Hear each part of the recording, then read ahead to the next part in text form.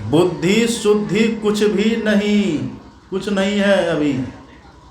बुद्धि शुद्धि कुछ भी नहीं, कहे क्या मैं ही दास। सतगुरु खुद जाने सभे बेगी पुराइए आस। ऐसा कहते सतगुरु महाराज जी। और आज का दिन क्या है? सरस्वती पूजा का दिन है। सरस्वती माता को हम लोग पूजा में कैसे क्या कहते हैं, कैसे पूजा करते हैं? आप उनके लिए श्लोक पढ़ते हैं, वंदे भगवतीम परमेश्वरीम बुद्धि प्रदाम शारदाम। हे माता सरस्वती, हे परमेश्वरी, हे भगवती, आप बुद्धि प्रदान करने वाली हैं। हे माता बुद्धि देने वाली हैं। तो सरस्वती माता बुद्धि देगी तब हम बुद्धिमान होंगे।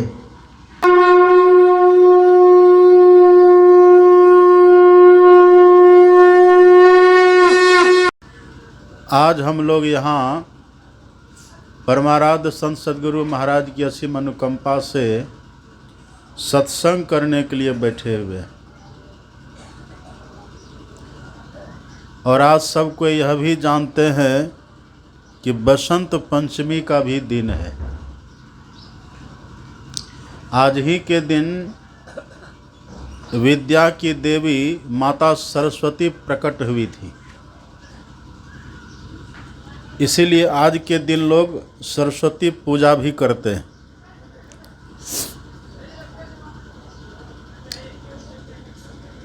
तो आज विद्या की देवी की पूजा का दिन है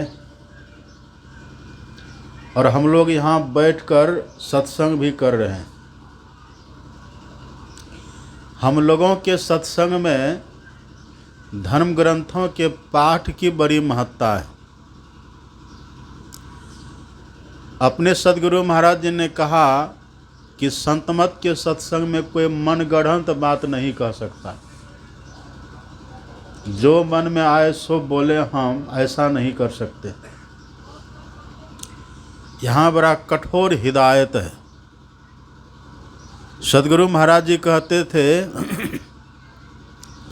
जो धर्म ग्रंथ का पाठ हो सत्संग में, अब पाठ से जो विषय बने उसी विषय को वक्ता सुनावे और वही विषय श्रोता सुने। चाहे संत का वचन हो, भगवंत का वचन हो या फिर धर्म ग्रंथ का वचन हो, ये सब कैसा है और क्यों इसको सुनना चाहिए? अपने सद्गुरु महाराज जी लिखते हैं, वचन है अनमोल, वाणी है अनमोल, बातें हैं अनमोल।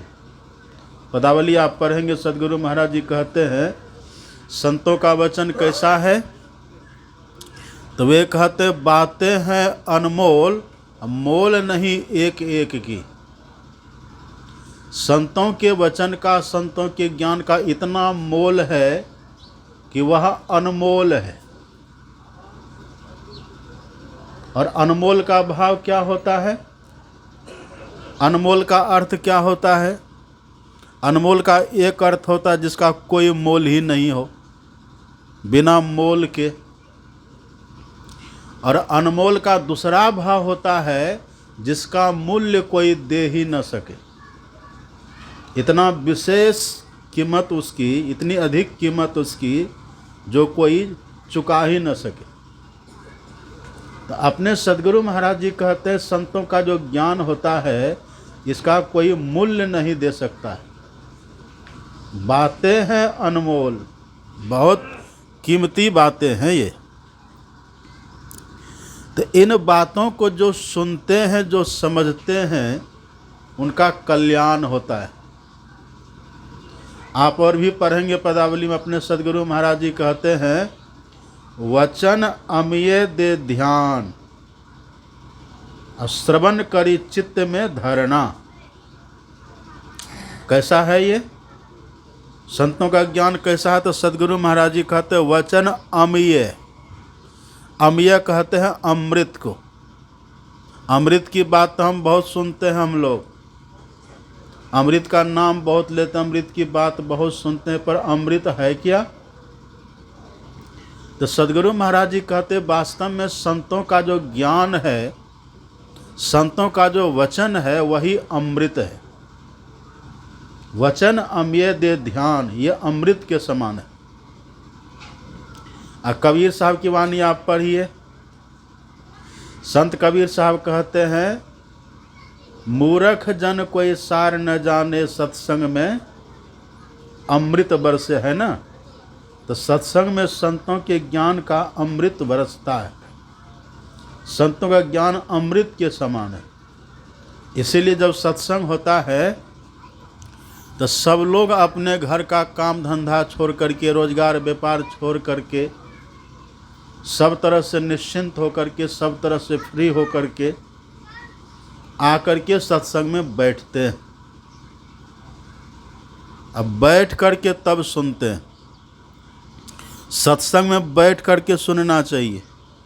यह नहीं कि बाजा लगा हुआ है, स्पीकर लगा हुआ है तो अपने घरे से सुन लो, तब वो लाभ नहीं होगा। सत्संग स्थल पर बैठ करके सुनने से जो लाभ होता है, वो केवल दूर दूर से बैठ करके ये हॉर्न के द्वारा जो सुनते हैं, स्पीकर के द्वारा जो सुनते हैं, वो लाभ नहीं मिलता। इसीलिए सत्संग जहाँ पर हो उस जगह पर चले जाना चाहिए। जैसे आप लोग यहाँ आ गए और आ करके बैठ करके तब सुनना चाहिए। लोग कहते हैं कि क्या करेंगे, हमारे पास तक काम बहुत है।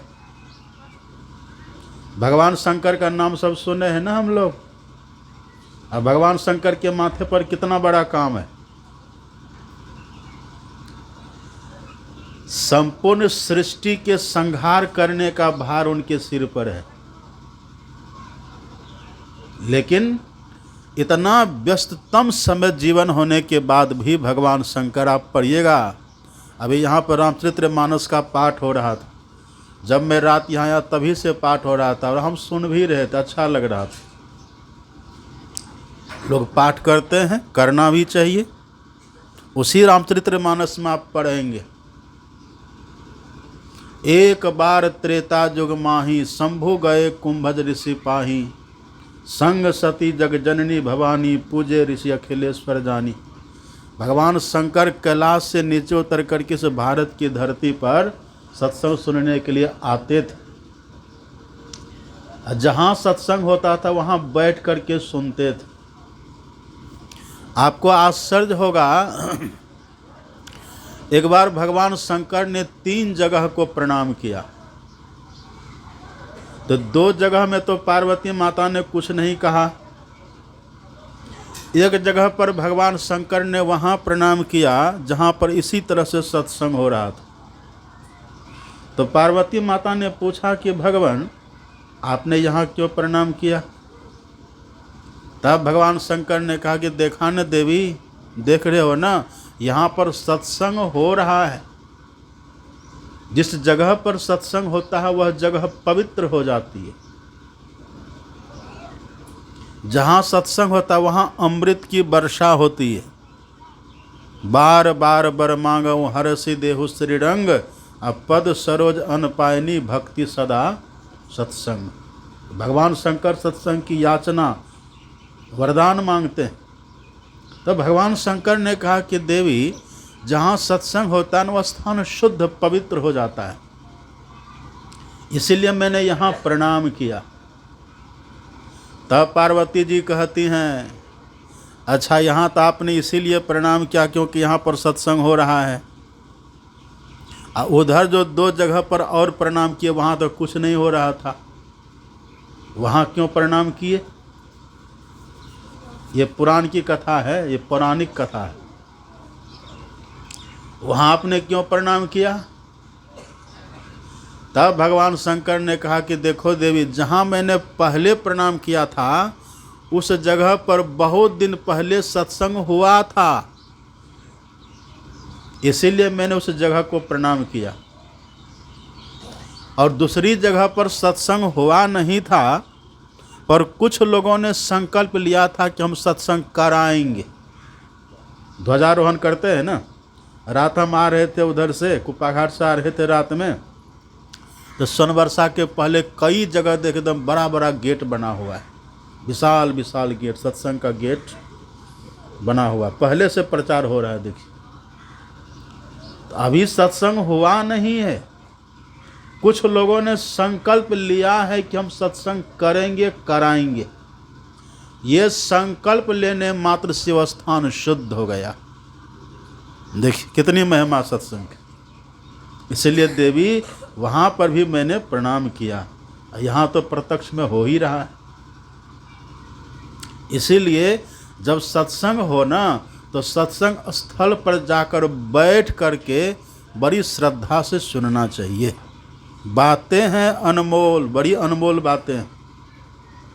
सत्संग में अमृत बरसे, वचन अमृत दे, ध्यान श्रवण करी चित्त में धरना।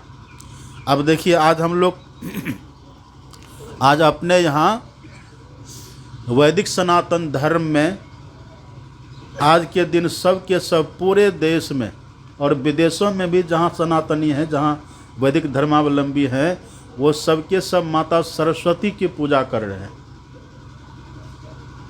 क्यों करते हैं पूजा? कारण क्या है? आप कुछ भी करिए, कोई पूजा पाठ करिए कि कोई कर्म रोजगार व्यापार करिए, कुछ भी करिए, बिना विवेक का सफल होंगे आप? बिना विवेक की सफलता मिलेगी?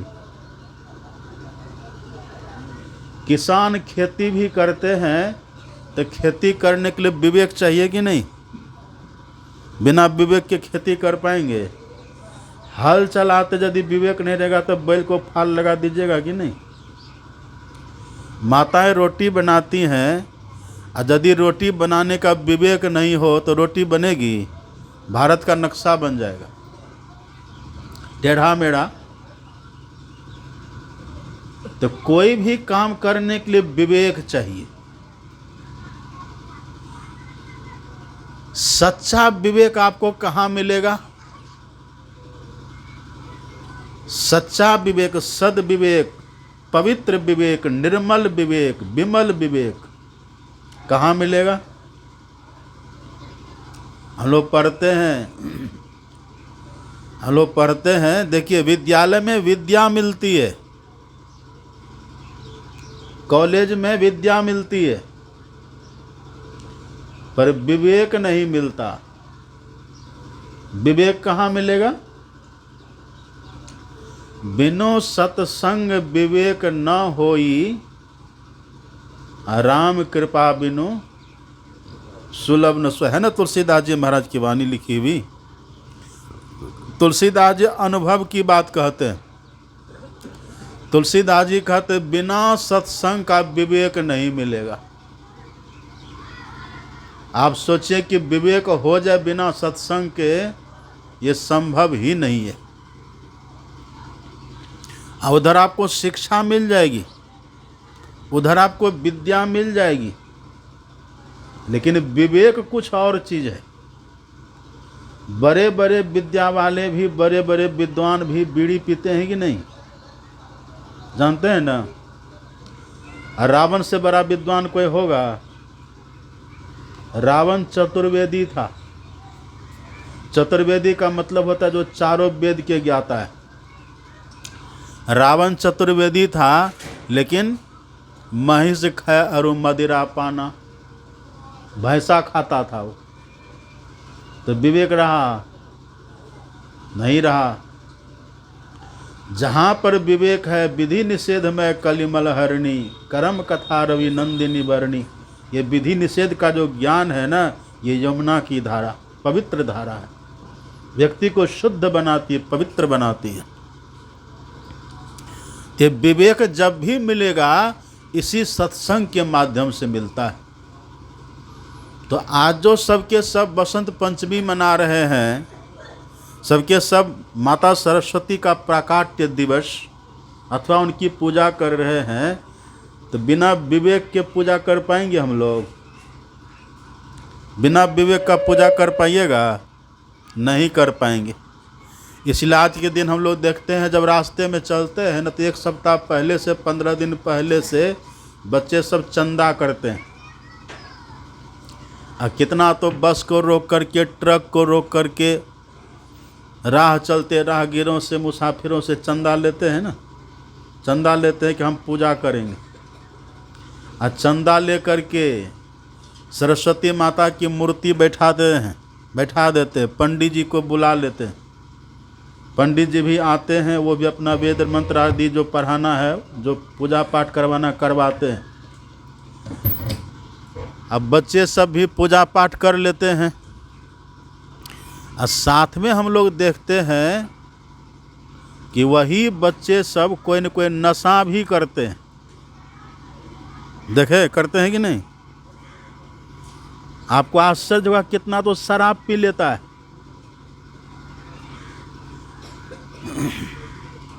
क्या हुआ?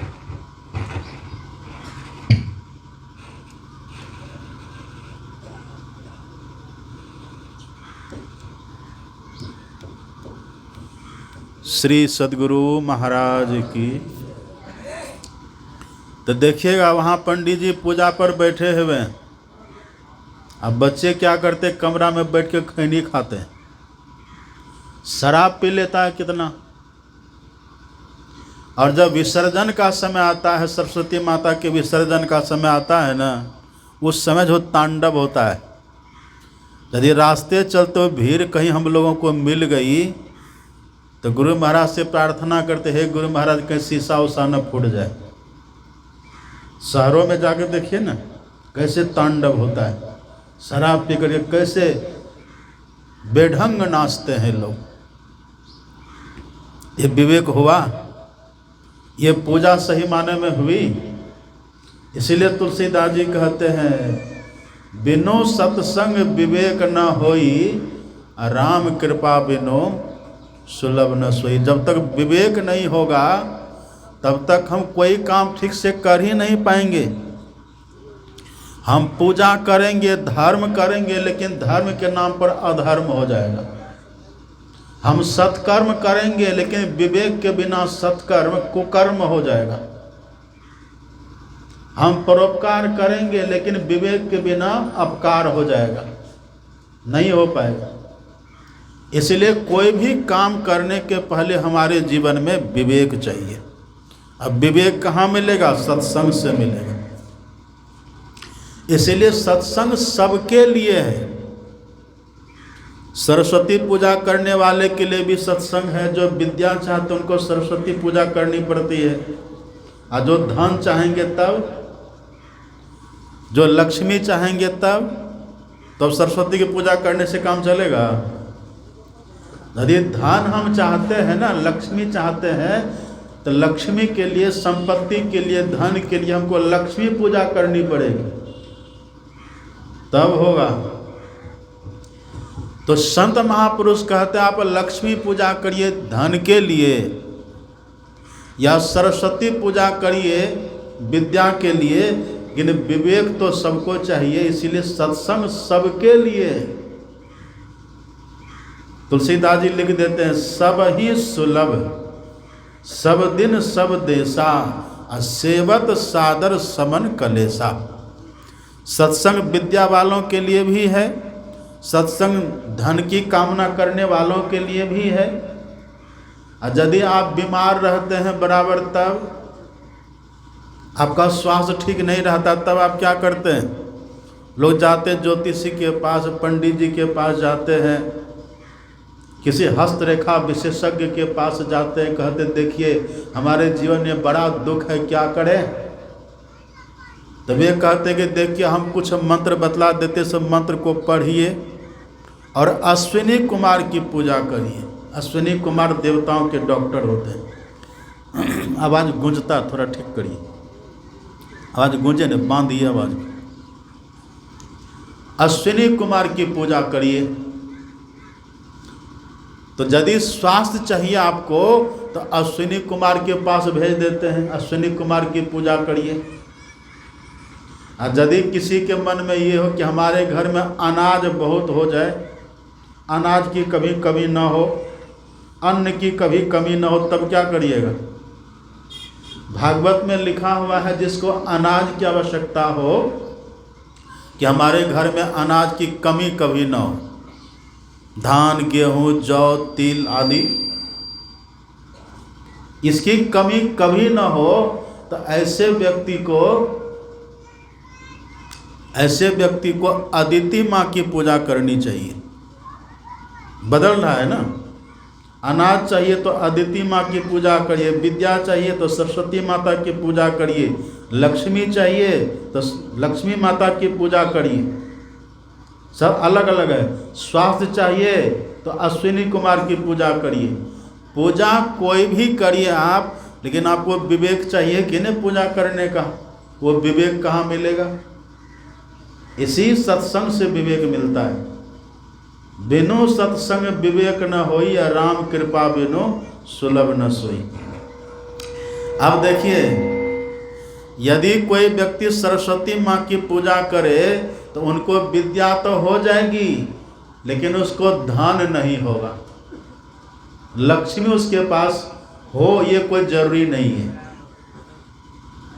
और जिनके पास धन बहुत है, जिनके पास लक्ष्मी बहुत है, उनके पास विद्या हो ये भी कोई जरूरी नहीं है। आज आप देखें ना, जो बड़े बड़े धनपति लोग हैं, धनाढ़ व्यक्ति हैं, वो सब के सब कोई 8वां पास है, कोई 9वां पास है, कोई मैट्रिक है, ऐसे चल रहा है। पूरी डिग्री, बड़ी बड़ी डिग्रियां उनके पास नहीं है। तो जहाँ विद्या है वहाँ संपत्ति भी हो कोई जरूरी नहीं है, जहाँ संपत्ति वहाँ विद्या भी हो कोई जरूरी नहीं है। और जरूरी नहीं का मतलब क्या? नहीं रहता है।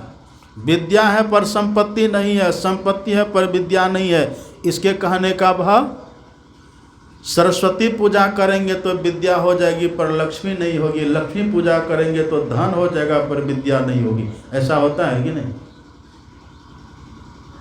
लेकिन अभी क्या सुन रहे थे आप? हमारे बाबा सुना रहे थे आपको। क्या सुना रहे थे? तुलसीदास जी महाराज की वाणी है। और अपने सदगुरु महाराज जी से कुछ पढ़े लिखे युवकों ने पूछा था कि ये सत्संग से क्या लाभ होता है? सत्संग से विद्या मिलेगी कि धन मिलेगा, क्या मिलेगा? तब सदगुरु महाराज जी ने उन लोगों से पूछा था कि पहले तुम बताओ, तुम लोग पढ़े लिखे हो ना, पहले तुम लोग बताओ कि तुम लोग चाहते क्या? तो उन लोगों ने कहा था कि चाहनाओं का कोई अंत है, चाहनाएं तो बहुत हैं, एक दिल लाखों तमन्ना, उस पे की ज़्यादा हवस, अब फिर ठिकाना है कहाँ उनको बिठाने के लिए। चाहनाएं तो हमारे भीतर बहुत है। तब सदगुरु महाराज जी ने कहा था कि सभी चाहनाओं को समेट करके बोलो क्या चाहिए, समास रूप में बोलो क्या चाहिए। जब ऐसा सदगुरु महाराज जी ने कहा कि समास रूप में बोलो क्या चाहिए, पढ़े लिखे तो थे, विद्या तो थी, पर विवेक नहीं था, चुप हो गए। तब सदगुरु महाराज जी ने पूछा, एक बात बताओ, यदि तुमको सुंदर बुद्धि मिल जाए, यदि तुमको संपत्ति मिल जाए, यदि तुम्हारा सुयश हो संसार में, और यदि तुम्हारे जीवन में शीलता हो और मृत्यु के बाद सदगति हो, ये 5 चीज हो तुम्हारे जीवन में, तो और कोई चीज बचती है? और कोई चीज बचती है? आप देख लीजिए, सुंदर बुद्धि हो, संपत्ति हो, शीलता हो, सुयश हो और मृत्यु के बाद सदगति, ये 5 चीजें हैं। ये 5 चीजें यदि किसी को मिले तो छठी चीज कुछ है, आपको लगे तो बोलिए। गुरु महाराज जी ने पूछा छठी चीज कोई है? युवकों ने कहा कि नहीं। कहा ये 6 चीज ही संसार, ये 5 चीज ही संसार में है, और यदि 5 चीजें किन्हीं को मिल जाए तो कुछ भी पाना बाकी नहीं रहता है। और ये सत्संग से 5 चीजें मिलती हैं। सदगुरु महाराज जी ने कहा कि ये बात केवल मैं नहीं कहता हूँ, पढ़ो रामचरितमानस। जलचर थलचर नभचर नाना, अजे जर चेतन जीव जहाना। मति कीरति गति भूति भलाई, जब जही जतन जहाँ जही पाई। सो जानब सत्संग प्रभाऊ, लोक हो वेद न आनु पाऊ। है ना, ये सत्संग से मिलता है। यदि आप सत्संग करिए ना ठीक से, तो सुंदर बुद्धि मतलब विद्या भी मिलेगी, और सत्संग करिए ठीक से तो संपत्ति भी मिलेगी। लक्ष्मी वाला भी काम होगा और सरस्वती वाला भी काम होगा, अश्लीलता भी मिलेगी। इंद्र वाला भी काम होगा, शीलता भी मिलेगी, और संसार में यश भी फैलेगा। ये पांचों चीजें एक साथ जब भी मिलती है, इसी सत्संग के माध्यम से मिलती है। अभी हम लोगों के पास बुद्धि है, अभी बुद्धि है हम लोगों के पास, अभी बुद्धि है, लेकिन कौन सी बुद्धि है? अभी हमारे पास सुमति है, लेकिन अभी हमारे पास मति है, बुद्धि है, पर कैसी मति बुद्धि है? कैसी मति है हमारे पास? अभी हमारे पास कुमति है, अभी हमारे पास कुबुद्धि है। और जहाँ कुमति होती है वहाँ क्या होता है? जहाँ कुमति तहाँ विपत्ति निदाना, जहाँ सुमति तहाँ संपत्ति नाना। जहाँ संपत्ति होती है ना, जहाँ पर सुमति होती है वहाँ पर संपत्ति होती है, और जहाँ कुमति होती है वहाँ पर विपत्ति होती है। तभी हमारे भीतर क्या है देख लीजिए, अपने से अपना निरीक्षण करके देख लीजिए अपने पास अभी क्या है। यदि हमारे भीतर सुमति होती तो हम पूर्ण सुखी रहते, संपत्ति होती हमारे पास, सुख वैभव होता हमारे पास। लेकिन अभी कहीं हम सुखी हैं, नानक दुखिया सब संसार। अभी सुखी हैं हम लोग, कोई तन दुखी कोई मन दुखी, नित ही रहत उदास। और थोड़े थोड़े सब दुखी, सबके सब दुखी हैं। क्यों दुखी हैं? इसलिए दुखी हैं हम लोग क्योंकि अभी हमारे भीतर कुमति है, अभी हमारे भीतर कुबुद्धि है। अब बुद्धि कहाँ चली गई?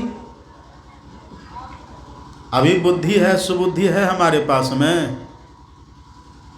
आप पढ़िएगा, गोस्वामी तुलसीदास जी लिखते हैं, बुद्धिहीन तनु जान के, बुद्धिहीन तनु जान के, जो हम लोग का शरीर है ना, इसमें सुबुद्धि नहीं है अभी। तब क्या है? तब उर कुमति बसई विपरीता। तुलसीदास जी कहते हैं अभी हम सबके भीतर कुमति का वास हो गया, सुमति नहीं है। सब सुन रहे हैं मेरी बात को? सब सुन रहे हैं? देखिए उनको कैसे बैठे, पीछे वाला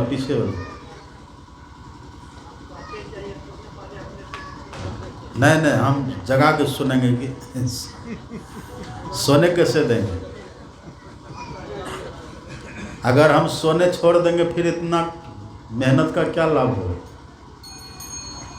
हम लोग जो है ना, हम लोग ऊपर बैठते हैं ना, चौकीदार हैं, आप सब जमींदार हैं। चौकीदार का काम क्या है? जगाना, जगा जगा के। अब जिनको हम देख ही नहीं पाते तो बात अलग है।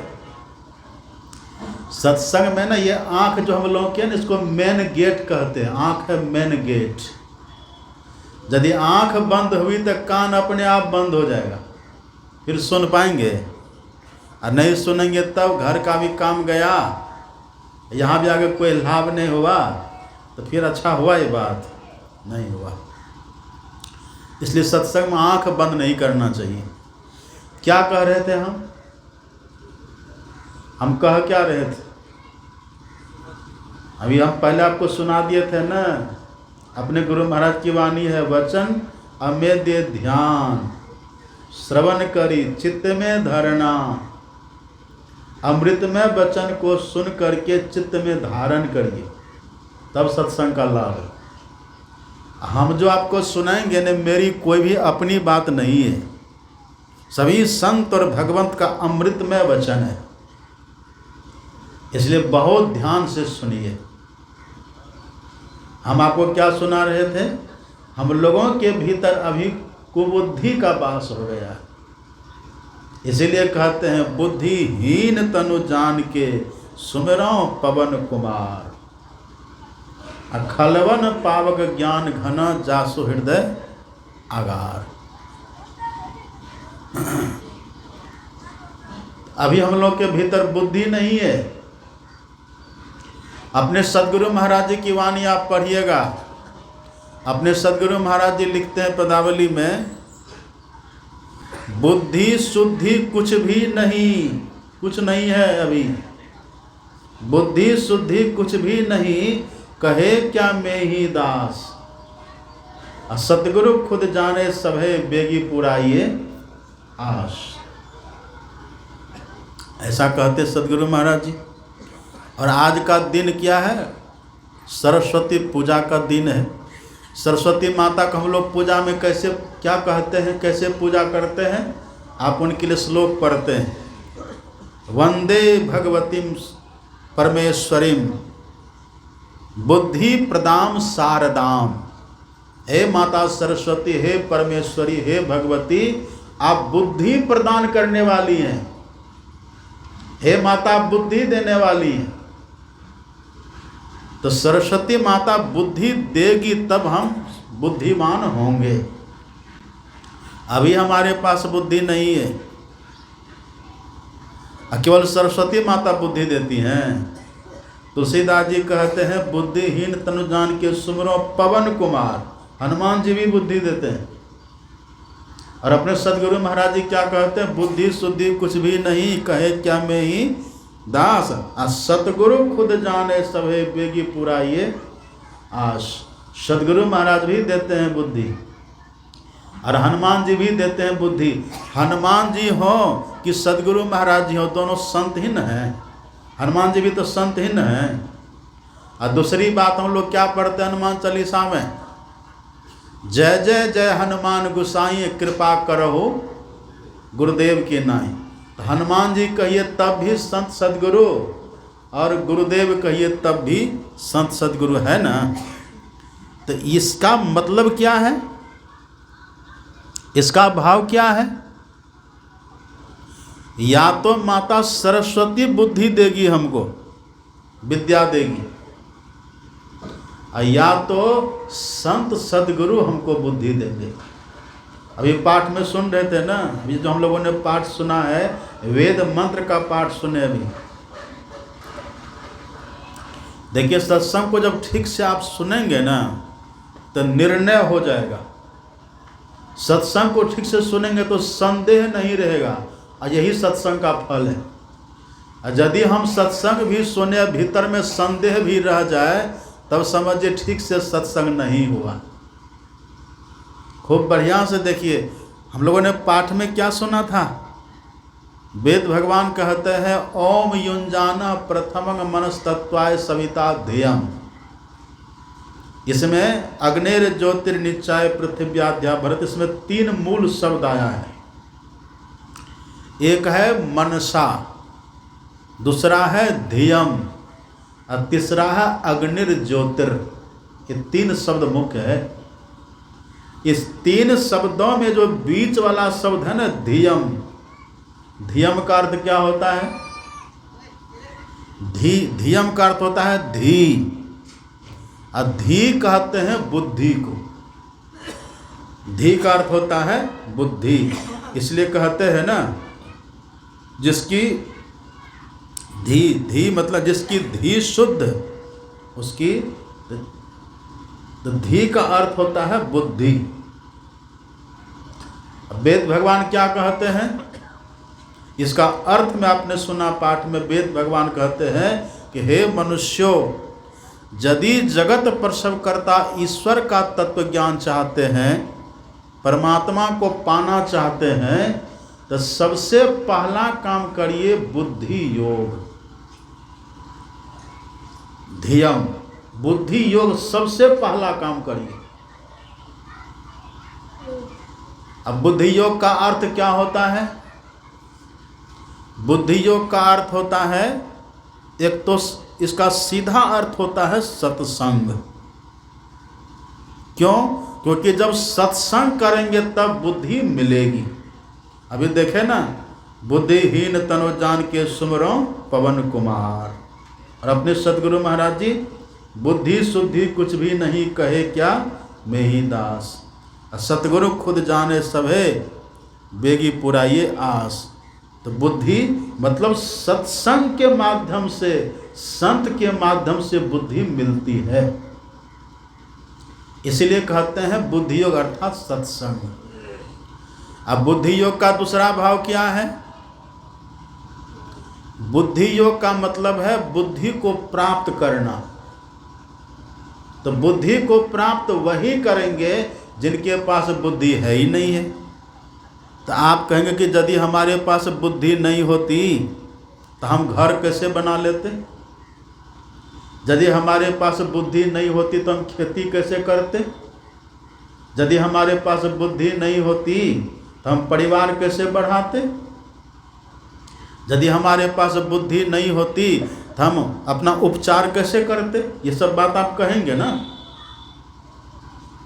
तो ये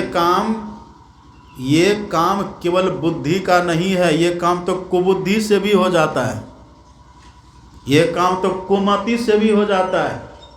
जिसके पास कुमति है वो भी उपचार करा लेता है, जिसके पास कुमति है वो भी घर बना लेता है, जिसके पास कुमति है वो भी खेती कर लेता है, जिसके पास कुमति वो भी परिवार बढ़ा लेता है। तब उर कुमति बसई विपरीता। अभी हम लोगों के भीतर में कुमति का वास हो गया है। इसका प्रमाण क्या है? इसका प्रूफ क्या है? प्रमाण क्या है? हमारे भीतर जो ये कुबुद्धि का वास है, इसका प्रमाण क्या है? तो तुलसीदास जी वही लिखते हैं। अब विभीषण जी कहते हैं, तब उर कुमति बसई विपरीता, हित अनहित मानहु रिपु रीता। हमारे भीतर कुमति है कि सुमति? आप देखिए, अपना अध्ययन अपने से करिए। कुबुद्धि का प्रमाण यह है, हमारे भीतर कुमति, इसका प्रमाण यह है कि जब किन्हीं के भीतर कुबुद्धि होती है ना, तो वह जो हितैषी है, सच्चा हितैषी, उसको अहित कहता है। हित अनित, उसको अनहित कहता है। और जो हमारा शत्रु है ना असली, उसको अपना मित्र हम कहते हैं। हित अनहित जानो रिपु रीता। रिपु कहते शत्रु को, मीता, उस शत्रु को अपना मित्र समझते हैं। जो वास्तव में हमारा शत्रु है उसको हम मित्र इसीलिए समझते हैं क्योंकि हमारे भीतर कुमति का वास हो गया।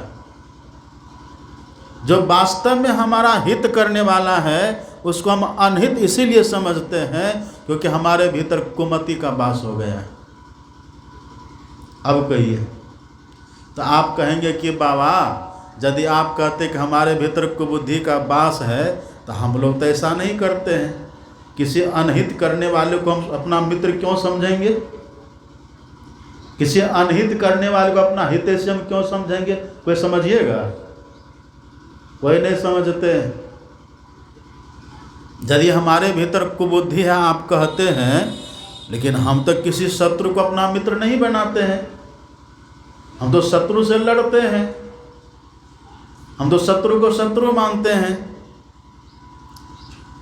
फिर आप ऐसा क्यों कहते हैं? तब संत महात्मा कहते हैं कि पहले आप ये तो देखिए शत्रु कहते किसको है।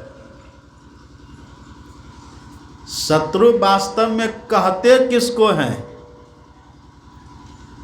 ये तो देखिए। अभी हम अपना हितैषी समझे किसको हैं वो तो देखिए। अभी हम लोग अपना हितैषी किनको समझते हैं? अभी जैसे भी हम लोग यहाँ पर बैठे हुए हैं ना, तो कुछ लोग अपना हितैषी अपना पुत्र को मानते कि मेरा पुत्र है, बड़ा हितैषी है, कहते हैं कि नहीं। अथवा कुछ लोग कहते हैं मेरा जो भाई है ना, मेरा जो भैया है वो बड़ा हितैषी है, कह देते हैं कि नहीं। कुछ लोग कहते हैं नहीं नहीं, मेरी जो पत्नी है ना वो बड़ा हित करने वाली है, मेरी पत्नी बहुत हितैषी है। कोई कहते नहीं नहीं, मेरा जो पिताजी है ना वो बड़े हितैषी। मतलब क्या हुआ, हम कभी अपने पुत्र को हितैषी मानते हैं, कभी पत्नी को हितैषी मानते हैं, कभी पिता को हितैषी मानते हैं, कभी भाई को हितैषी मानते हैं। ये हितैषी हम मानते हैं ना। लेकिन एक बात कहिए, हम जिनको हितैषी मानते हैं ये सब के सब मृत्यु से आपको बचाएगा? मरेंगे कि नहीं? सब मरना है ना सबको, इसमें किन्हीं को दुविधा है। और दुनिया में सबसे बड़ा दुख क्या है? इस संसार में सबसे बड़ा दुख क्या है? हम लोग गुरु महाराज रटा दिए हम लोगों को। गुरु महाराज जी रोज हम लोग गाते हैं, आवागमन सम दुख दूजा है नहीं जग में कोई। आवागमन सम दुख दूजा मतलब क्या हुआ? आवा कहते हैं जन्मना, गमन कहते हैं मरना। जन्म लेना और मरना, इससे बड़ा दुख कोई है दुनिया में? है इससे बड़ा कोई दुख? कोई दुख इससे बड़ा नहीं है। मृत्यु के समय इतना कष्ट होता है ना जिसका कोई वर्णन नहीं है। बहुत पीड़ा होती है मृत्यु के समय। अब आप कहिए आपको मृत्यु से बचाएगा कौन? पुत्र आपको मृत्यु से बचा लेंगे? जा दिन मन पंछी उड़ी जई हो, ता दिन तेरे तन तरवर के सवे पात झड़ी जई हो। जिन पुत्रन को बविधि पालियो, देवी देव मनई हो, तेहिले बांस दियो खोपड़ी में शीश फाड़ी बिकड़ई हो। है ना? पुत्र बचाएगा मृत्यु से? नहीं बचाएगा। भाई बचाएगा मृत्यु से? नहीं बचाएगा। पत्नी बचाएगी मृत्यु से? नहीं बचाएगी। धनानि भूमो पशोहि गोष्ठे, नारी गृहद्वारी सखा शमशाने, देहश्चितायाम परलोक मार्गे कर्मानुगो गच्छति जीवेका। ये सब कोई बचाने वाला है? हम कहते कि धन बड़ा, धन से बड़ा हित होता है। तो कहिए जिनके पास बहुत धन है क्या वो मृत्यु से बचते हैं? धन धरती पर रखा रह जाता है कि नहीं? हम बच पाते हैं? नहीं बच पाते हैं। वास्तव में ये सब स्वार्थ का नाता है। आप बुरा मत मानिएगा, सत्संग की बात है तो हमको तो कहना पड़ेगा ना, है ना? ये सब स्वार्थ का नाता है। सुर नर मुनि की यह सब रीति, स्वार्थ लाग करहे सब प्रीति। हमको हमारा पुत्र इसीलिए मानता है क्योंकि उसको हम मानते हैं। भाई हमको इसीलिए मानता है क्योंकि उसको हम भी मानते हैं। पत्नी इसीलिए स्नेह करती है क्योंकि उसको हम भी स्नेह करते हैं। पिताजी इसीलिए हमको मानते क्योंकि उनको हम भी मानते हैं। यदि हम पिताजी को मानना छोड़ दे तो वो हमको मानेंगे? कहिए। ये आपस में तारतम्य है ना, लेन देन का संबंध है ना ये। लेकिन बिना स्वार्थ के प्रेम करने वाले हमसे कौन है सो कहिए। ये सब तो है सुर नर मुनि की यह सब रीति, स्वार्थ लाग करें सब प्रीति। लेकिन बिना स्वार्थ के, बिना किसी लेन देन के हमसे प्रेम करने वाले कौन है? हाँ, आप पढ़िएगा रामचरितमानस में। ऐसे हम कह देंगे ईश्वर तो किन्हीं को विश्वास नहीं होगा, पर जब ग्रंथ का प्रमाण देंगे तब तो विश्वास होगा ना। आप पढ़िए रामचरितमानस में। और ये रामचरितमानस में राम भगवान के मुख से निकला हुआ वचन है। राम कभी झूठ बोलते हैं? रघुकुल रीति सदा चली आई, प्राण जाई पर वचन न जाए। वो राम कहते हैं, कबहुक करी करुणा नर देही, देत ईस बिनु हेतु सनेही। बिना हेतु स्नेही। बिना हेतु स्नेही का मतलब क्या होता है? बिना किसी लेन देन के, बिना किसी कारण के, बिना किसी स्वार्थ के जो हमसे स्नेह करने वाले, प्रेम करने वाले हैं, वही है ईश। ईश मतलब ईश्वर। तेत ईश बिनु हेतु स्नेही। बिना हेतु के, बिना लेन देन के जो स्नेह करने वाले परमात्मा हैं, उन्होंने कृपा करके हमको मानव का तन दिया है। वो हमसे स्वार्थ करते हैं, वही है, वो अपना हितैषी है, लेकिन उनको हम याद करते हैं। क्यों नहीं करते हैं? क्योंकि हमारे भीतर कुबुद्धि है। और दूसरे कौन है? तुम तुम्हार सेवक असुरारी, हेतु रहित जग जुग उपकारी। हे परमात्मा, आप और आपके जो दास संत हैं, ये दोनों बिना किसी लेन देन के स्नेह करने वाले हैं, बिना किसी लेन देन के, बिना किसी स्वार्थ के परोपकार करने वाले हैं। इसलिए एक तो परमात्मा ऐसे निश्चल है, निस्वार्थ है। एक तो परमात्मा निस्वार्थ है, और दूसरे वे जिन्होंने परमात्मा को पाया है, जिन्होंने ईश्वर को देखा है, जिन्होंने ईश्वर को पा लिया अपने जीवन में, वो संत निस्वार्थ होते हैं। इसलिए हम लोग यहाँ देखते हैं रोज ईश्वर की स्तुति करते हैं, सब क्षेत्र छड़ अपरा परापर करते हैं ना। और फिर सब संतन की बड़ी बलिहारी, उन संत, वो जो ईश्वर को पाने वाले संत, उनकी स्तुति करते हैं। बस ये दो दुनिया में ऐसे हैं जो हमसे निस्वार्थ प्रेम करने वाले हैं। लेकिन अभी हमारे भीतर जो कुबुद्धि का वास हो गया है, इन दोनों से हमारा लेन देन कम हो गया है, इन दोनों से हमारा प्रेम कम हो गया है। क्यों? क्योंकि कुबुद्धि का वास है। यदि सुबुद्धि का वास हो जाए, तब सुबुद्धि का जब वास हो जाएगा ना, तो फिर दुनिया में कैसे रहिएगा? फिर दुनिया में ऐसे रहेंगे जैसे पानी में कमल रहता है। पद्म पत्र विवाम बसा, जैसे कमल पानी में रह करके भी पानी से भीगता नहीं है, ऐसे तब हम दुनिया में रहेंगे पर कहीं पर आसक्त नहीं होंगे। आप पनडुब्बी को देखिएगा, जैसे जल में ही कमल निरालम मुर्गाई नैसाने, मुर्गाई पनडुब्बी को देखिएगा। पनडुब्बी चिड़िया पानी में रहती है और उसका पंख पानी से कभी भीगता नहीं है। कमल जल में रहता पर उसका पत्ता कभी भीगता नहीं है। ऐसे ही जिसके भीतर सुमति का निवास हो जाए, फिर वो दुनिया में रह करके वो परमात्मा का बन करके रहेंगे, अपने संत सदगुरु का बन करके रहेंगे, और किसी में चिपकेंगे नहीं, आसक्त नहीं होंगे। ये जब अनासक्ति का भाव आएगा ना, तब जब वो बैठेंगे, तब उनसे भजन होगा, ध्यान बनेगा, और जब ध्यान बनेगा तब उनको परमात्मा की प्राप्ति होगी। एक बात देखिए, सुनिए ध्यान से, बहुत ध्यान से सुनिएगा। आज का दिन कौन सा दिन है? बसंत पंचमी का दिन, मतलब माता सरस्वती की पूजा का दिन।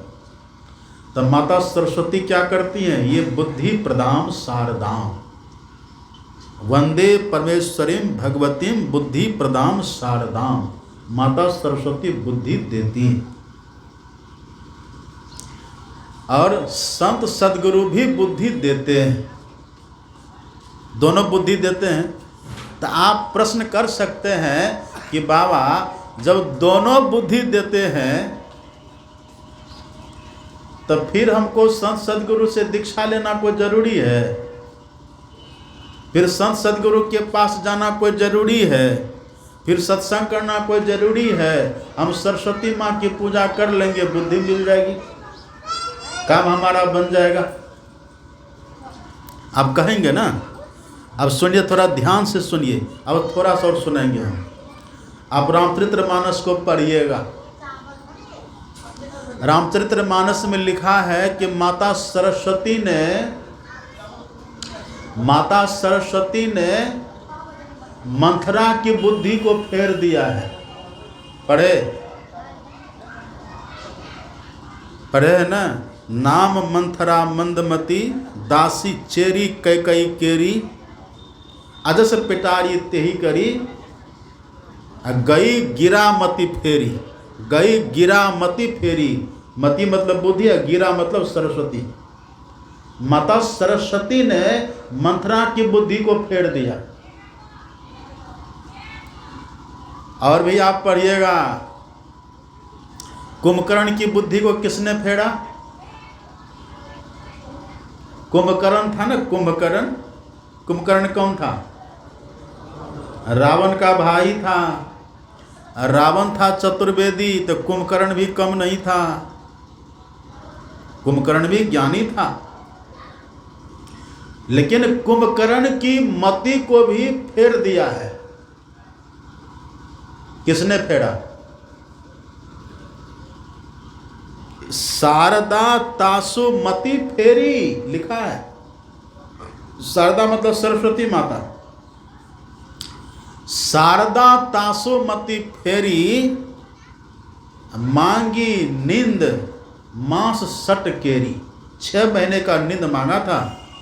जो कुंभकर्ण था ना, जब कुंभकर्ण के पास ब्रह्मा जी गए, बोले कि वरदान मांगो, तो कुंभकर्ण ने सोचा कि इनसे वरदान मांग लेते कि इंद्रासन मिल जाए, इंद्रासन।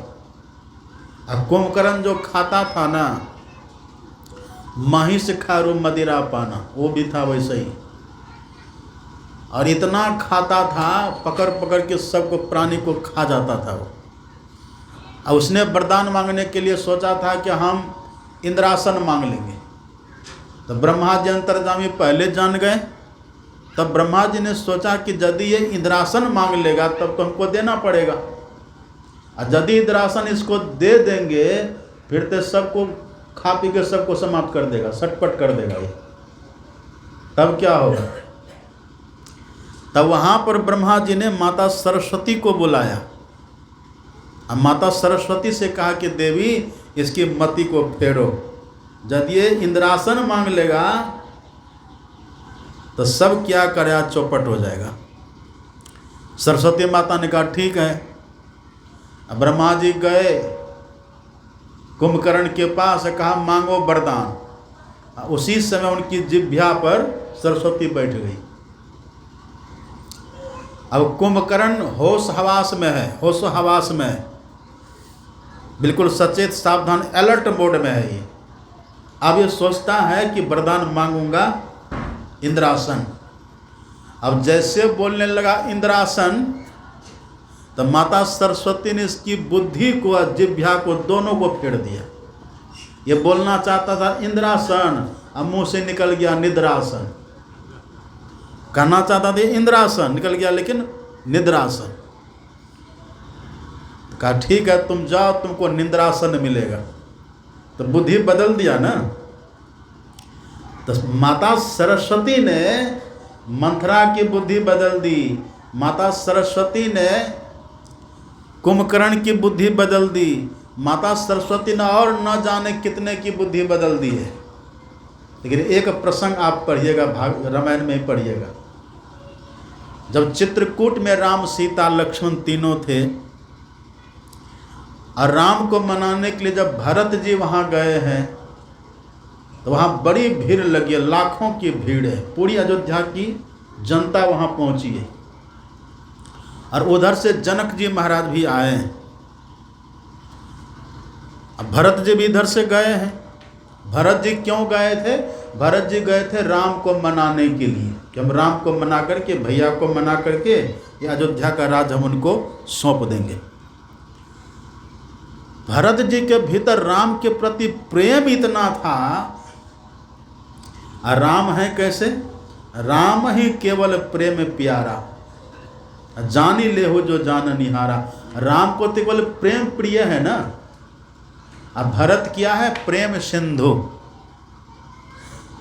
तो वहाँ देवताओं ने देखा, इंद्र के देवताओं के राजा इंद्र ने देखा, सभी देवताओं ने देखा, ये भरत तो प्रेमावतार है, ये तो प्रेम की प्रतिमूर्ति है। यदि ये भरत राम के पास जाएंगे और उनसे अनुनय विनय करेंगे, प्रार्थना करेंगे कि प्रभु आप पधारिए अयोध्या, तो राम इनकी बात को टाल नहीं पाएंगे, क्योंकि राम ही केवल प्रेम प्यारा जानी ले हो जो जाना निहारा। राम इनकी बात को टाल नहीं पाएंगे। और यदि राम इनकी बात को नहीं टालेंगे तो इनकी बात को मानेंगे तो यहाँ जंगल से फिर अयोध्या चले जाएंगे। यदि वो अयोध्या चले जाएंगे तो फिर यहाँ रावण का वध कौन करेगा? जो रावण हम सबको सताता है उसका वध कौन करेगा? इनके भीतर ये विचार चल रहा है। तब सभी देवी देवता मिलकर के जाते हैं माता सरस्वती के पास। आप पढ़िएगा, माता सरस्वती के पास जाते हैं और माता सरस्वती से कहते कि हे देवी, जिस तरह से आपने कुंभकर्ण की मति फेरी थी, जिस तरह से आपने मंथरा की बुद्धि फेरी है, जिस तरह से आपने बहुतों की बुद्धि फेरी है, उसी तरह से आप भरत जी की बुद्धि को भी फेर दीजिए। अच्छा, भरत है कौन? भरत है संत, राम है भगवंत, अब बाकी उधर देवता भी है। राम भरत है संत, संत है भरत। और भरत की बुद्धि का मतलब क्या? संत की बुद्धि। अब गीता को पढ़ेंगे ना, गीता में भगवान श्री कृष्ण ने संत को स्थित प्रज्ञ कहा है। स्थित प्रज्ञ का मतलब होता है जिसकी प्रज्ञा, जिनकी बुद्धि स्थिर हो गई है, जिनकी बुद्धि अटल हो गई है, जिनकी बुद्धि अचल हो गई है, मतलब जिनकी बुद्धि को कोई चलमान नहीं कर सकता, वो होते हैं संत। स्थित प्रज्ञ उनको कहते हैं। स्थित प्रज्ञस्य का भाषा समाधिस्थस्य केशव स्थितिधि किम प्रभासेत किमासित व्रजेत किम।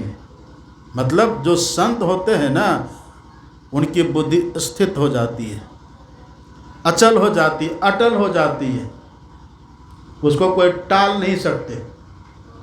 और सभी देवी देवता कहाँ गए हैं? माता सरस्वती के पास। माता सरस्वती हैं कौन? बुद्धि पार प्रदाम शारदाम। ये बुद्धि देने वाली है, ये बुद्धि को बिगाड़ने वाली है, बुद्धि को संवारने वाले भी है। ये बुद्धि की देवी है माता सरस्वती। इनसे देवताओं ने कहा कि हे देवी, आप भरत जी की बुद्धि को टाल दीजिए। सुन रहे सब लोग मेरी बात? अब खत्म करेंगे बस। क्या कहा देवताओं ने? इनकी बुद्धि को, भरत जी की बुद्धि को बदल दीजिए। इतनी बात हम आपको इसीलिए सुना रहे हैं कि आपके भीतर ये विवेक हो जाए कि वास्तव में बुद्धि, विवेक कहाँ से मिलता है। तुलसीदास जी जो कहते हैं, बिनु सत्संग विवेक न होई, राम कृपा बिनु सुलभ न सोई। धियम धिया न बुद्धि। तो जब सब देवताओं ने कहा कि जाइए उनकी बुद्धि को बदल दीजिए, तब आप पढ़िएगा, तुलसीदास जी लिखते हैं, विबुध विनय सुनी देवी सयानी। विबुध कहते देवताओं को। देवताओं का विनय सुन करके ये माता सरस्वती बोली सुर जर जनी जानी। विबुध विनय सुनी देवी सयानी। देवताओं की बात सुन करके, उनकी प्रार्थना को सुन करके बोली देवी सुर जिय जानी। देवताओं को की बात को सुन करके माता सरस्वती ने कहा। अब क्या कहा सो सुनिए। वहाँ माता सरस्वती कहती हैं, मौसन कहा हूँ भरत मति फेरू, मौसन कहा हूँ भरत मति फेरू, लोचन सहस न सुज सुमेरु। सुमेरु पर्वत देखे हैं ना, जानते ना सुमेरु के लिए? सुने तो हैं सुमेरु पर्वत। सुमेरु पर्वत हिमालय से भी ज़्यादा बड़ा सुमेरु। अब सामने सुमेरु पहाड़ हो और किसी को 1000 आँख हो, तो वो कह सकता कि हमें सुमेरु पर्वत नहीं दिख रहा है, ऐसा कहेगा वो? प्रत्यक्ष में दिख रहा है। लेकिन माता सरस्वती यहाँ कहती है कि अरे देवताओं, मौसन कहो भरतमति फेरू, लोचन सहस्र सुध सुमेरु। तुम्हारे 1000 आँख होकर के भी तुमको मानो सुमेरु पर्वत दिखाई नहीं दे रहा है। तुम मुझसे कह रहे हो कि भरत की मति को, भरत की बुद्धि को फेर दो। सुनो, विधि हरिहर माया बड़ी भारी, असो न भरतमति सकई निहोरी। तुम मेरी बात क्या कहते हो? माता सरस्वती कहते तुम मेरी बात क्या कहती हो? ब्रह्मा विष्णु महेश की माया बहुत बड़ी है, वो भी भरत जी की बुद्धि को देख भी नहीं पाते। देखिए संत की बुद्धि कैसी होती है। कौन बोल रहे हैं बात? हम बोल रहे हैं। माता सरस्वती, वेदी हरिहर माया बड़ी भारी, अत्यो न भरतमति सकई निहारी। ये ब्रह्मा विष्णु महेश की माया बहुत बड़ी है, लेकिन हे देवताओं, ये भी भरत जी की मति को देख भी नहीं सकते, उनकी बुद्धि को देख भी नहीं सकते, और तुम मुझे कहते हो कि बदल दो। संत की देखिए स्थिति क्या होती है। इसलिए सबसे बड़े हैं संत, दूसरा नाम है, तीजे 10 अवतार तिन्हें प्रणाम है। ब्रह्मा विष्णु महेश सकल संसार है, अरे हारे पलटू सबके ऊपर संत मुकुट सरदार है। संत हमारे प्राण रहो में साथ में, 3 लोक सब रहे संत के हाथ में। मोको डारे बेच उजुर में ना करो, अरे हाँ पलटू हरि उधो से कहे संत से मैं डरो। भगवान भी डरते हैं। इसलिए वेद भगवान जो कहते हैं ना बुद्धि योग, बुद्धि योग का मतलब होता है सत्संग। आप यदि सोचिए कि यदि सरस्वती माता भी बुद्धि देने वाले, तब उन्हीं की पूजा करके कर लें, पार उतर जाएं, स्थित प्रज्ञ नहीं हो पाएंगे। स्थित प्रज्ञ का मतलब बुद्धि में परमात्मा अट नहीं पाएंगे। यद्यपि परमात्मा तो बुद्धि से परे है, पर वो बुद्धि हमको नहीं मिलेगी जिस बुद्धि से परमात्मा की प्राप्ति होगी।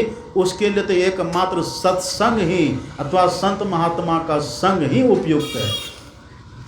इसीलिए कहते बुद्धियों का मतलब सत्संग। सत्संग विधि हरिहर माया बड़ी भारी, सोन भरतमति सकई निहारी। सो मति मोहि कहत करु भोरू, चांदनी कर की चंड कर चोरी चोरू। माता सरस्वती कहती है कि हे देवताओं, तुम सब जो मिलकर के मुझे कहते हो कि भरत जी की मति को फेर दो, ये तो ऐसे ही है जैसे चंद्रमा की किरण प्रचंड सूर्य को पाले। संभव है? संभव है? चंद्रमा का जो प्रकाश है दिन में रहता है। माता सरस्वती कहते हम चंद्रमा के समान हैं, और भरत ऐसे संत की जो मति है वो प्रचंड सूर्य के समान है। जैसे चांदनी चंद्रमा का प्रकाश सूर्य को नहीं पा सकता है, ऐसे हे देवताओं हम भरत जी की मति को नहीं छू सकते। ये स्थित प्रज्ञ कैसे होते, संत की मति कैसी होती है, आप कल्पना करिए। इसलिए एक श्लोक लिखा हुआ है, नादाभ्यस्तु परम पारम न जानाति सरस्वती, अद्यापि मज्जन भयात वक्षम बहसति, वक्षम बहति तुम बरो। है ना, वो है ना, उनके देखते हैं माता सरस्वती के वक्ष पर क्या है? बीना है ना, बीना। वो क्या उस लकड़ी का बनता है बीना। अब बीना से क्या निकलता है? शब्द, वाणी निकलती है ना बीना से, मतलब भजन गाते ना हम लोग। तो ये क्यों पकड़ी हुई माता सरस्वती? कवि कहते हैं नादाभ्यस्तु परम पारम न जानाति सरस्वती। शब्द का इतना विशाल समुद्र है, शब्द का इतना विशाल समुद्र है।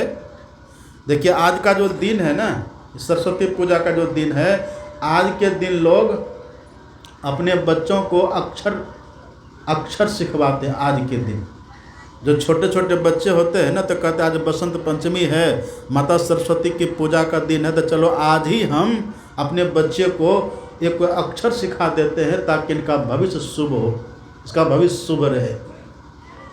तो अक्षर सिखाते हैं। तो अक्षर और शब्द में क्या अंतर है?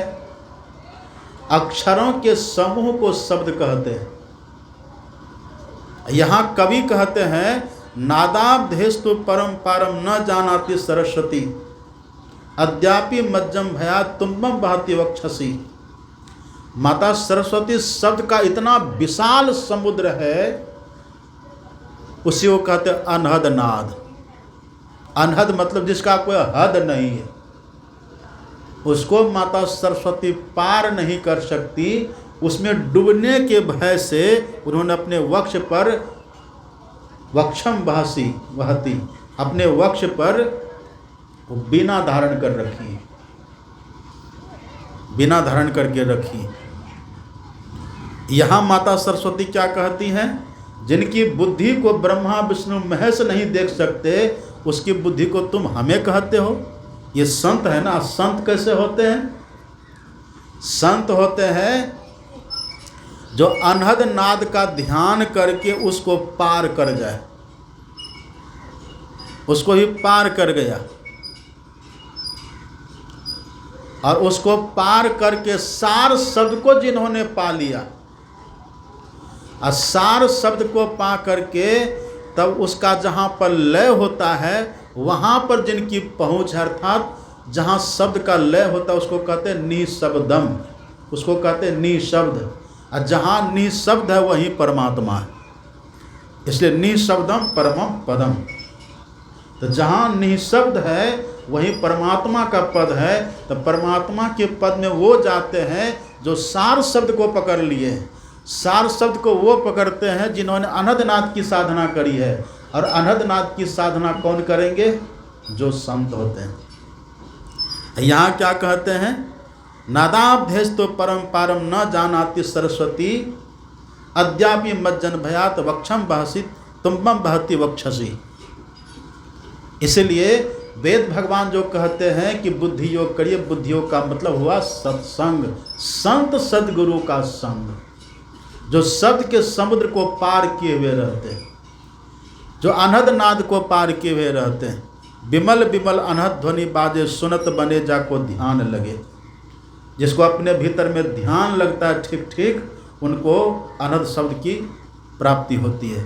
और ध्यान का मतलब क्या होता है? ध्यान किसको कहते हैं? अभी सुन रहे थे पाठ में, ध्यान का मतलब अग्नि की ज्योति का योग, उसी को कहते हैं बिंदु ध्यान।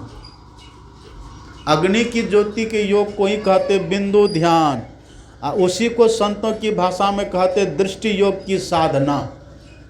एक ही बात है दोनों, यही ध्यान है। आप कहेंगे अपने मन से नहीं, आप पढ़िए शिव संहिता, भगवान शिव का वचन है। और आप पढ़िए ज्ञान संकलिनी तंत्र, वो भी भगवान शिव का वचन है। उसमें भगवान शिव कहते हैं न ध्यानम ध्यान मिथ्याहुर ध्यानम शून्य गतम मना, तस्य ध्यान प्रसादेन सौख्यम मोक्षम न संशय। भगवान शिव कहते हैं माता पार्वती से कि हे देवी, ध्यान को ध्यान नहीं कहते हैं, तब शून्यगत मन को ध्यान कहते हैं। शून्यगत मन कहिए या बिंदुगत मन कहिए, शून्य कहिए कि बिंदु कहिए, एक ही बात है। तो बिंदु ध्यान जो करेंगे वही से, उन्हीं से नाद ध्यान होगा। और जो बिंदु ध्यान नाद ध्यान करेंगे वही परमात्मा को पाएंगे। हम लोग रोज गाते हैं ना ये बात, बिंदु ध्यान विधि नाद ध्यान विधि, सरल सरल जग में प्रचार, रोज हम लोग गाते हैं ना।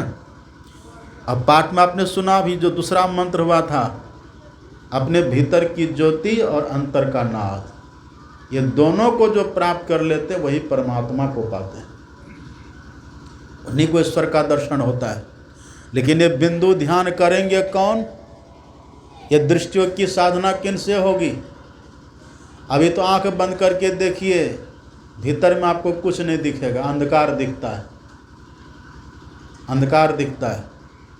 ध्यान करने के जब हम बैठते आसन लगा करके, एक आसन से बैठना चाहिए, धर कर मस्तक सीधी साधी आसन आसीना, अब बैठी के चखु मुख मुनि इष्ट मानस जप ध्याना।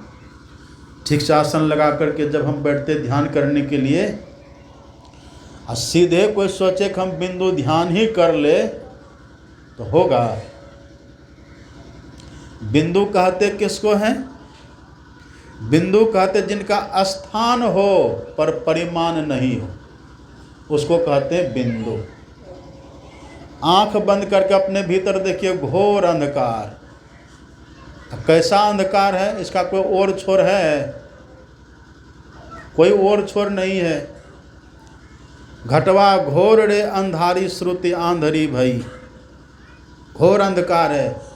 लेकिन आप गीता को पढ़ेंगे ना, गीता में भगवान श्री कृष्ण कहते हैं जो घोर अंधकार है, इस घोर अंधकार के परे प्रकाश है। ज्योतिषामपि तज्ज्योतिष तमसः परमुच्यते, गीता का 13वां अध्याय पढ़ी। भगवान श्री कृष्ण कहते हैं अपने भीतर जब ये घोर अंधकार दिख रहा है ना, इसके पार में प्रकाश है। वो कैसा प्रकाश है?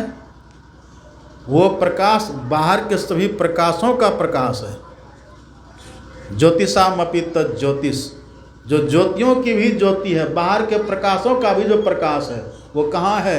अंधकार के परे। भगवान श्री कृष्ण कहते हैं। और हम लोग क्या करते हैं? राम भगवान की खूब पूजा करते हैं, पर राम भगवान की बात को मानते हैं? राम भगवान की बात आप पढ़िए।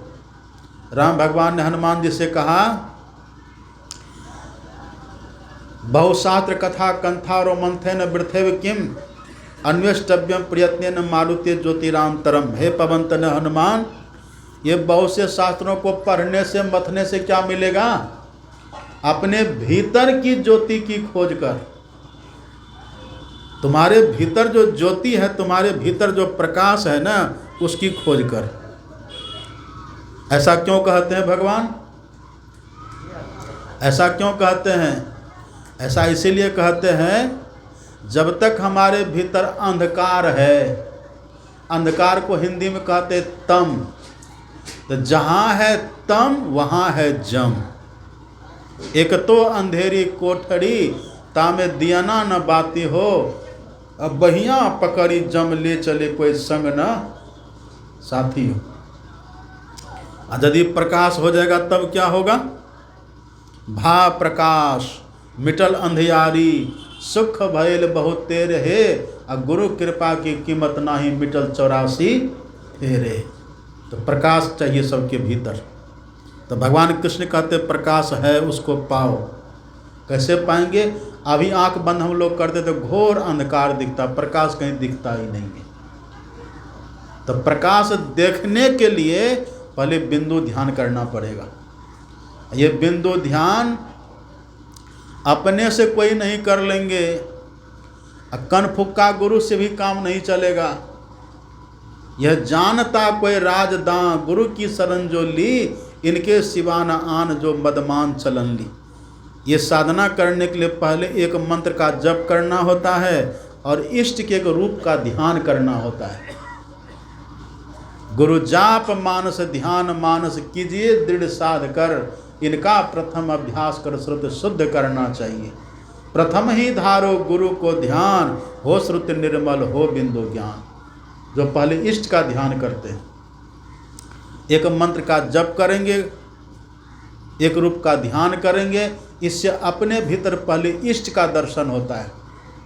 सूरत में निहारो यारो गुरु मूर्ति की ओर, और गुरु मूर्ति सूरति बिच निरखो तब उर होती जोर। अपने भीतर में पहले गुरु महाराज का दर्शन होगा, और जब गुरु महाराज का दर्शन भीतर में होगा तब बिंदु ध्यान करने की शक्ति जीवन में आती है। और तब जब बिंदु ध्यान करेंगे, अंधकार भीतर का समाप्त हो जाएगा, अंधकार खत्म हो जाएगा। और जैसे अंधकार खत्म हुआ, आप प्रकाश के शिखर पर पहुंच जाएंगे, उसी का नाम है त्रिकुटी। और उसके बाद सूरत, उसके बाद शून्य धस्य श्रुति शब्द समझते हो, वही अनहद शब्द में आप प्रवेश करेंगे जो अपार समुद्र के समान है। नादाभेस्तु परम पारम न जानाति सरस्वती, वहाँ पहुँचेंगे। शब्द समुद्र सुदुर्बोधन प्राणेन्द्रिय मनोमयम। भगवान कृष्ण कहते हैं शब्द का समुद्र बड़ा दुर्बोध है, उसमें फिर साधक जाते हैं, वहाँ अनहद नाद की प्राप्ति होती है। और फिर सार शब्द की प्राप्ति, अंतिम में परमात्मा की प्राप्ति। यही वेद भगवान कहते कि हे मनुष्यो, यदि ईश्वर का दर्शन करना चाहते हो तो सबसे पहला काम करो बुद्धि अर्थात सत्संग करो। और सत्संग कौन सा हो? मनगढ़ंत वाला सत्संग करेंगे तब नहीं होगा। लोग क्या करते हैं, बाजा लगा लेते हैं, हारमोनियम ले आते हैं और ढोलक ले आते हैं, कोई गाते हैं, कोई बजाते, कहते हम सत्संग कर रहे हैं। उस सत्संग से नहीं होगा। हमारे सदगुरु महाराज जी कहते हैं संत मता बिनु गति नहीं, सुनो सकल दे कान, और जौ चाहो उद्धार को बनो संत संतान। संत मत का सत्संग जब तक नहीं करेंगे तब तक कल्याण नहीं है। और संत मत कहने का मतलब क्या? संतों के ज्ञान के अनुकूल। जितने संत दुनिया में हुए हैं ना, सभी संतों के ज्ञान के अनुकूल जब तक सत्संग नहीं करेंगे तब तक ये लाभ नहीं मिलेगा। लोग क्या कहते हैं, कुछ लोग ऐसे होते हैं जो केवल कबीर साहब की बात मानते हैं, वो गुरु नानक से नफरत करते हैं, घृणा करते हैं। कोई गुरु नानक की बात मानते हैं तो भगवान बुद्ध से नफरत करते हैं। तब नहीं होगा। सभी संतों के ज्ञान का जो आदर करेंगे, और सभी संतों के ज्ञान की खासियत ये है, जे पहुँचे ते कही गए सबकी एक ही बात, और सबे सियाने एक मत सबकी एक ही जात। जितने संत होते हैं उन सब की एक ही बात होती है। और जानते ना आप लोग, अपने यहाँ पंच परमेश्वर होता है। जब गांव में किसी को झगड़ा होता है ना आपस में, तो क्या करते हैं? पंचायती बुलाते हैं ना, पंच बुलाते हैं ना। यदि 5 पंच आ गए घर पर तो हम लोग क्या कहते हैं?